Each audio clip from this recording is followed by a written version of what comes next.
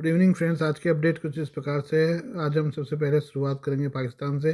पाकिस्तान ने रक्षा मंत्री राजनाथ सिंह और सेना प्रमुख जनरल उपेंद्र द्विवेदी के बयानों पर तीखी प्रतिक्रिया दी है।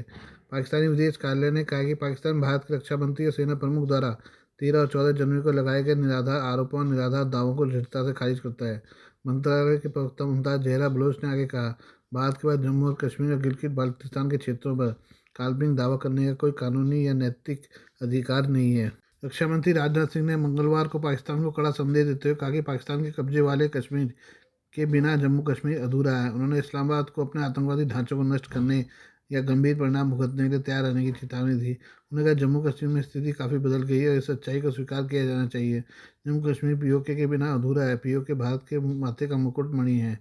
राजनाथ सिंह ने अखनूर सेक्टर के टांडा आर्टिलरी ब्रिगेड में 9वीं सशस्त्र बल पूर्व सैनिक दिवस कार्यक्रम को संबोधित करते हुए इस बात पर जोर दिया कि अनुच्छेद 370 के हटने से क्षेत्र में बदलाव की शुरुआत हुई है। भारत के रुख की पुष्टि करते हुए उन्होंने कहा कि पाकिस्तान के लिए पीओके विदेशी क्षेत्र से ज़्यादा कुछ नहीं है और जम्मू कश्मीर के लोगों की आकांक्षाएं कभी भी पाकिस्तान की आकांक्षाओं से मेल नहीं खाती हैं। पीओके में आतंकी ढांचे में भड़के राजनाथ, उन्होंने आतंकवाद के खिलाफ लड़ाई में क्षेत्र के कई मुस्लिम निवासियों द्वारा दिए गए बलिदान का हवाला दिया। इस बात पर प्रकाश डाला कि पाकिस्तान द्वारा पीओके की ज़मीन का इस्तेमाल आतंकवादी प्रशिक्षण शिविरों के लिए किया जा रहा है। रक्षा मंत्री ने कहा कि पीओके की ज़मीन का इस्तेमाल आतंकवाद का कारोबार चलाने के लिए किया जा रहा है। भारत सीमा के निकट बनाए गए लॉन्च पैड से अच्छी तरह अवगत है। सिंह ने पाकिस्तान को कड़ी चेतावनी देते कहा, पाकिस्तान को इनको आतंकी शिविरों को ख़त्म करना ही होगा। सेना प्रमुख जनरल उपेंद्र द्विवेदी ने दी थी चेतावनी। सेना प्रमुख उपेंद्र द्विवेदी ने सोमवार को कहा था कि पाकिस्तान आतंकवाद का केंद्र है। वहीं से जम्मू कश्मीर में हिंसा के कुचक्र को संचालित किया जा रहा है। हालांकि उन्हें केंद्र शासित प्रदेश की समग्र स्थिति को पूरी तरह से नियंत्रण में बताया। सेना दिवस से पहले एक संवाददाता सम्मेलन को संबोधित करते हुए जनरल द्विवेदी ने यह भी कहा कि जम्मू कश्मीर आतंकवाद से पर्यटन की तरफ ले जाने की थीम धीरे धीरे आकार ले रही है। थल सेनाध्यक्ष ने कहा कि नियंत्रण रेखा पर पाकिस्तानी सेना के साथ 2021 का संघर्ष विराम जारी है, लेकिन पाकिस्तान की ओर से घुसपैठ की कोशिशें जारी हैं। जनरल द्विवेदी ने कहा कि जम्मू कश्मीर में हिंसा आतंकवाद के केंद्र पाकिस्तान द्वारा संचालित किया जा रहा है। जम्मू कश्मीर में पिछले कुछ महीनों में कई आतंकी हमले हुए हैं। सेना प्रमुख ने कहा कि पिछले साल मारे गए आतंकवादियों में से 60% पाकिस्तान मूल के थे। आज तक कश्मीर घाटी और जम्मू क्षेत्र में जो भी शेष बचे हैं, हमें लगता है उनमें से लगभग 80% या उससे अधिक पाकिस्तानी मूल के हैं। जनरल द्विवेदी ने जोर देकर कहा कि केंद्र शासित प्रदेश में स्थिति पूरी तरह से नियंत्रण में है। उन्होंने कहा कि पाकिस्तानी सीमा पर आतंकी ढांचा बरकरार है। उन्होंने कहा कि हाल के महीनों में उत्तरी कश्मीर और डोडा किश्तवाड़ क्षेत्र में आतंकवादी गतिविधियां बढ़ी हैं, लेकिन समग्र रूप से हिंसा नियंत्रण में है। ये दूसरी खबर भी पाकिस्तान से है। पाकिस्तान की इन दिनों अपनी करनी की सजा भुगत रहा है। हाल के महीनों में पाकिस्तान में आतंकवादी घटनाओं में जबरदस्त वृद्धि हुई है। तहरीक तालिबान पाकिस्तान टीटीपी ने पूरे देश में तबाही मचाई हुई है। इस समूह ने पिछले गुरुवार को खैबर पख्तूनख्वा में पाकिस्तानी परमाणु ऊर्जा आयोग PAEC के 16 नागरिक कर्मचारियों का अपहरण कर लिया था। पाकिस्तान इनमें से 8 बंदों को रिहा कराने में सफल रहा है, लेकिन बाकी के 8 कर्मचारियों और निजी बस चालक का कुछ पता नहीं चल पा रहा है। टीटीपी से समझौता करने की पाकिस्तान की कोशिशें भी नाकाम साबित हो रही हैं। कर्मचारियों को कब हुआ था अपहरण? यह घटना उस समय हुई थी जब 16 PAEC कर्मचारियों को लेकर बस काबुल खेल में यूरेनियम खदान की ओर जा रही थी। पाकिस्तान में दर्ज की गई प्राथमिकी FIR और स्थानीय मीडिया द्वारा रिपोर्ट की गई अज्ञात बदमाशों ने बस को आग लगाने से पहले कर्मचारियों और बस चालक को बंधक बना लिया। PAEC के 16 कर्मचारियों के पकड़े जाने के बाद पाकिस्तानी अधिकारियों ने उनकी रिहाई के लिए तत्काल प्रयास शुरू कर दिए। अधिकारियों ने 8 कर्मचारियों को छुड़ाने का दावा किया है। हालांकि टीटीपी ने इन दावों का खंडन किया है। इसके बजाय कहा कि 8 कर्मचारियों को मानवीय आधार पर रिहा किया गया है। अपहरण लकी मरवत में दारा तंग रोड पर हुआ। अगस्त में आतंकवादियों ने खैबर पख्तूनख्वा में बन्नू के पास फ्री नॉर्दर्न गैस पाइपलाइन लिमिटेड से 3 कर्मचारियों का अपहरण कर लिया था। नवंबर 2024 में उसी शहर से 7 पुलिस अधिकारियों का अपहरण कर लिया गया था, जिससे सरकारी अधिकारियों को अपहरण के लिए लक्षित करने वाले आतंकवादी समूह की बढ़ती घटनाओं पर प्रकाश डाला गया। 2022 में टीटीपी द्वारा सरकार के साथ युद्ध विराम तोड़ने और देश भर में सरकारी बलों को निशाना बनाने के बाद से पूरे पाकिस्तान में आतंकवादी हमले बढ़ गए हैं। पिछले हफ्ते आतंकवादियों ने 2 पुलिसकर्मियों की हत्या कर दी, जिसके बाद सुरक्षा बलों ने एक आतंकवादी को मार गया है। बढ़ती हिंसा ने हाल के हफ्तों में इस्लामाबाद को अफगानिस्तान पर अपना गुस्सा निकालने के लिए प्रेरित किया। काबुल में तालिबान शासन के अनुसार दिसंबर में पाकिस्तान के पूर्वी अफगानिस्तान पर हवाई हमले किए, जिसमें महिलाओं और बच्चों सहित कम से कम 46 लोग मारे गए। ये हम बात करें लॉस एंजल्स की। लॉस एंजल्स में जंगल की आग को बुझाने के लिए अग्निशमन कर्मी रात भर काम करते रहे हैं, लेकिन अभी भी उस पर काबू नहीं पाया जा सका है। बुधवार को इसके और विकराल होने की आशंका जताई जा रही है। मौसम विभाग ने तेज हवाओं के कारण रेड फ्लैग चेतावनी जारी की है। यूएस नेशनल वेदर सर्विस ने मंगलवार को कहा कि लॉस एंजल्स काउंटी के जंगल की आग वाले क्षेत्रों सहित तटीय दक्षिणी कैलिफोर्निया के लिए खतरनाक मौसम की चेतावनी जारी की गई है। सिन्हुआ समाचार एजेंसी ने बताया कि NWAS के अनुसार जारी की गई मौसम की चेतावनी का असर मंगलवार को भी नजर आया। वहीं तेज सांता एना हवाएं लॉस एंजल्स और वेंचुरा काउंटी के क्षेत्रों में बुधवार दोपहर तक जारी रहेंगी। लॉस एंजल्स क्षेत्र में भीषण जंगल की आग ने कम से कम 25 लोगों की जान ली है।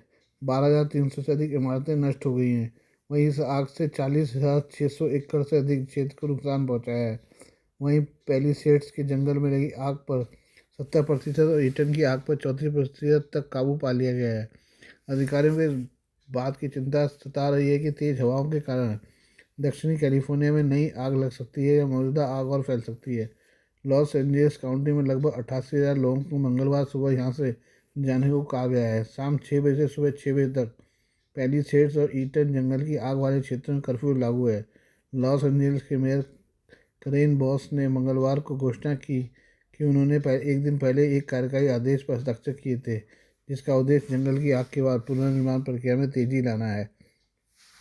विस्थापितों की मदद के लिए प्लान। मेयर कार्यालय के अनुसार यह आदेश मलबे को हटाने और अनुमति देने की प्रक्रिया को सुव्यवस्थित करेगा और साथ ही विस्थापित निवासियों के लिए 1400 आवास इकाइयों को तुरंत उपलब्ध कराएगा। कैलिफोर्निया के गवर्नर गेविन न्यूसैम ने मंगलवार को एक कार्यकारी आदेश पर हस्ताक्षर किए, जिसमें जंगल की आग से प्रभावित विस्थापित छात्रों और स्कूलों को यथाशीघ्र मदद देने की योजना बनाई गई है। अमेरिकी संघीय आपातकालीन प्रबंधन एजेंसी ने कहा है कि कैलिफोर्निया में $8.4 मिलियन से अधिक की आपदा सहायता स्वीकृत की गई है। प्रयागराज उत्तर प्रदेश में महाकुंभ 2025 का शुभारंभ हो चुका है। ये ऐतिहासिक आयोजन करीब 1.5 महीने तक चलेगा। इसमें 40 करोड़ श्रद्धालुओं के शामिल होने की उम्मीद है। प्रधानमंत्री नरेंद्र मोदी के राज्य में महाकुंभ की विशालता और भव्यता ने न केवल देश में बल्कि अंतर्राष्ट्रीय स्तर पर भी खूब सुर्खियां बटोरी है। पूरी दुनिया महाकुंभ मेले के कुशल प्रबंधन का श्रेय मोदी और योगी सरकार को दे रही है। पाकिस्तान, अमेरिका, रूस, ब्रिटेन और कतर समेत कई देशों के मीडिया में महाकुंभ की कवरेज प्रमुखता से की जा रही है। गंगा, यमुना और सरस्वती के पावन संगम पर आस्था की डुबकी लगाने दुनिया भर से लोग पहुंच रहे हैं।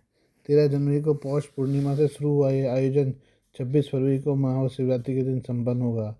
पाकिस्तान के प्रमुख अखबार द एक्सप्रेस ट्रिब्यून ने लिखा है कि दुनिया का सबसे बड़ा धार्मिक जमवाड़ा महाकुंभ मेला शुरू हो चुका है, जिसमें करोड़ों भक्त संगम तट पर डुबकी लगाकर पवित्रता की अनुभूति करेंगे। यह आयोजन हिंदू एकता और भारतीय संस्कृति का प्रतीक है। डॉन अखबार ने लिखा है, यह महाकुंभ ऐतिहासिक है क्योंकि ऐसा आयोजन 144 साल बाद हो रहा है। यह मेला भारत की हिंदू राष्ट्रवादी सरकार के लिए भी अपनी छवि मजबूत करने का अवसर है। CNN ने अपनी रिपोर्ट में लिखा है कि महाकुंभ में 40 करोड़ लोगों के आने की उम्मीद है, जो अमेरिका और कनाडा की संयुक्त आबादी के बराबर है। यह आयोजन भारतीय संस्कृति और अध्यात्म की महत्ता को प्रदर्शित करता है। ABC न्यूज़ ने महाकुंभ को मानवता का सबसे बड़ा जमवाड़ा बताते हुए नागा साधु और उनकी परंपराओं का विशेष उल्लेख किया है। रॉयटर्स और द गार्डियन जैसे ब्रिटिश मीडिया ने महाकुंभ के भव्य दृश्यों और श्रद्धालुओं की भावनाओं पर केंद्रित रिपोर्ट प्रकाशित की है। रूस के RT वर्ल्ड ने इसे मानवता का सबसे बड़ा आध्यात्मिक उत्सव बताते हुए आयोजन की व्यवस्थाओं की सराहना की है। खलीज टाइम्स और गल्फ न्यूज़ ने महाकुंभ की व्यवस्थाओं, टेंट सिटी और सुरक्षा उपायों पर विशेष रिपोर्ट प्रकाशित की है। अल जजीरा ने इसे भारत की आस्था और संस्कृति का भव्य उत्सव बताते हुए टेंट सिटी और AI युक्त सुरक्षा उपायों की प्रशंसा की है। महाकुंभ 2025 के लिए उत्तर प्रदेश सरकार ने 1.5 लाख टेंट, 11 अस्पताल, 3,000 रसोई की व्यवस्था की है। 50,000 सुरक्षाकर्मी और 2,500 AI संचालित कैमरे भीड़ प्रबंधन में तैनात किए गए हैं। साथ ही भारतीय रेलवे ने 98 विशेष ट्रेनें चलाई हैं। महाकुंभ केवल एक धार्मिक आयोजन नहीं, बल्कि भारत की सांस्कृतिक शक्ति और प्रबंधन क्षमता का प्रतीक है। दुनिया भर के मीडिया में इस आयोजन की कवरेज यह दर्शाती है कि महाकुंभ न केवल आस्था का पर्व है, बल्कि भारत की वैश्विक पहचान का प्रतीक भी है। आइए अब बात करते हैं सोने की। सोना एक ऐसी कीमती धातु है जिसका संबंध मानव सभ्यता के इतिहास से जुड़ा हुआ है। पुराने समय में राजा महाराजा अपने खजाने में सोना जमा करते थे और आज भी अधिकांश सरकारें अपने भंडारण में अधिक से अधिक सोना रखना चाहती हैं। जिस देश के पास जितना अधिक सोना होता है, उसे उतना ही ताकतवर माना जाता है। भारत के पास करीब 876 टन सोने का भंडार है। अब पाकिस्तान को भी ऐसा खजाना हाथ लगा है जिसने वहाँ उत्साह की लहरें पैदा कर दी हैं। दावा किया जा रहा है कि पाकिस्तान ने सिंध नदी में सोने के बड़े भंडार की खोज की है। मीडिया रिपोर्ट्स के मुताबिक पाकिस्तान ने सिंध नदी में करीब 32.6 मीट्रिक टन सोने का बड़ा भंडार खोजा है। इसकी अनुमानित कीमत लगभग 600 अरब पाकिस्तानी रुपये बताई जा रही है। विशेषज्ञों का कहना है कि इस भंडार से पाकिस्तान अपनी गरीबी और आर्थिक संकट को काफ़ी हद तक दूर कर सकता है। पाकिस्तान के भूगर्भीय सर्वेक्षण विभाग जीएसपी ने इस खोज की पुष्टि की है। रिपोर्ट्स के अनुसार सोने के कण पहाड़ों से सिंध नदी के पानी के साथ बहकर यहाँ जमा हो गए हैं। पाकिस्तान सरकार ने अवैध खनन को रोकने के लिए क्षेत्र में धारा 144 लागू कर दी है। मीडिया रिपोर्ट्स के अनुसार सिंध नदी में खासतौर पर पंजाब प्रांत के अटक जिले के पास बड़े सोने के भंडार मिलने की संभावना जताई जा रही है। सर्दियों में जब नदी का जलस्तर घटता है तो स्थानीय लोग नदी में सोने के कण इकट्ठा करते हैं। पंजाब प्रांत के खनन मंत्री ने हाल ही में भूवैज्ञानिक अध्ययन के बाद इस सोने के भंडार का ऐलान किया। विशेषज्ञों का मानना है कि अगर इस भंडार का सही तरीके से और जिम्मेदारी से उपयोग किया गया तो पाकिस्तान के आर्थिक संकट को काफ़ी हद तक दूर कर सकता है। विशेषज्ञों के अनुसार यह सोना 32 किलोमीटर के क्षेत्र में फैला हुआ है। अगर सरकार इस खजाने का सही तरीके से दोहन करती है तो इससे पाकिस्तान को बड़ा राजस्व प्राप्त हो सकता है और देश की अर्थव्यवस्था को मजबूती प्रदान कर सकता है। Please do like, share and subscribe this channel of mine, news, views and analysis by Prakash.